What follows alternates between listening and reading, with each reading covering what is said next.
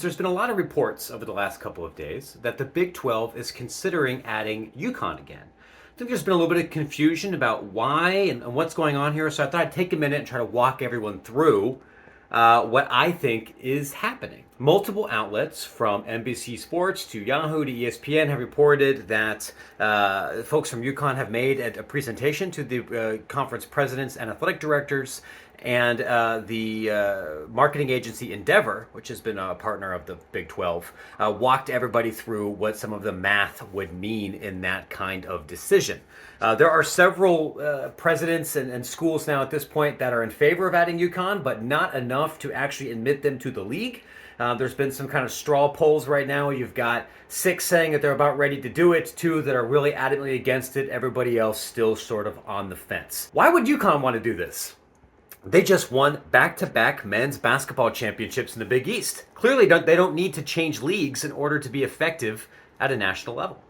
Part of the reason here is because the Big 12 has a larger television deal and is a larger multi-sport conference. And in an era post-House settlement where institutions are going to be able to directly share revenue with athletes, there is some concern that a school like Uconn, with a more modest television agreement with the Big East and with some red ink already on the books, that if they don't jump to a more lucrative league, they might not have the opportunity and the ability to pay their players enough to compete at a national level.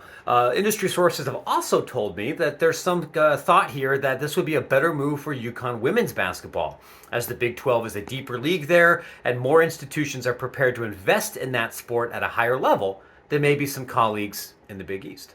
The football piece is interesting because that's obviously a major carrot for Uconn, but the conversations right now indicate that Uconn would not be able to join the Big 12 until after 2031, the next television deal, giving that school an opportunity to ramp up investments, make that team a little bit more competitive before they jumped into the Big 12, where right now they would probably get clobbered.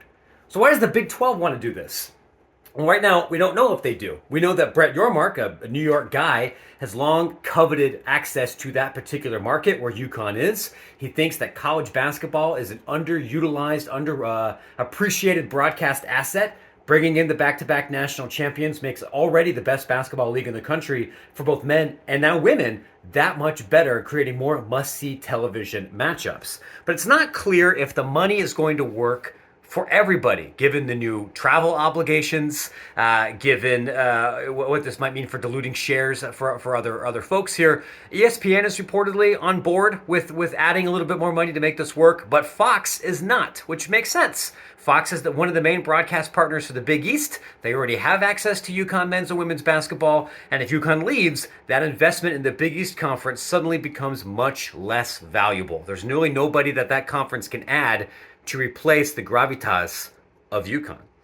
My best gut right now, from kind of reading the tea leaves, is that this doesn't happen in the short term. And it's driven more by Yormark trying to grab some headlines and maybe make a one last big play before he potentially looks at another gig, whether that's back in the NBA or somewhere else, and to potentially, dominate the headlines, whether that's to reframe the conversation around them versus the ACC, or to maybe deflect attention from the fact that the Big 12 will probably only get one team in the college football playoff this season, and is not expected to have a team that is a deep championship contender. We'll continue to follow along here. We'll have more coverage of this story and all kinds of conference realignment and more at extrapointsmb.com.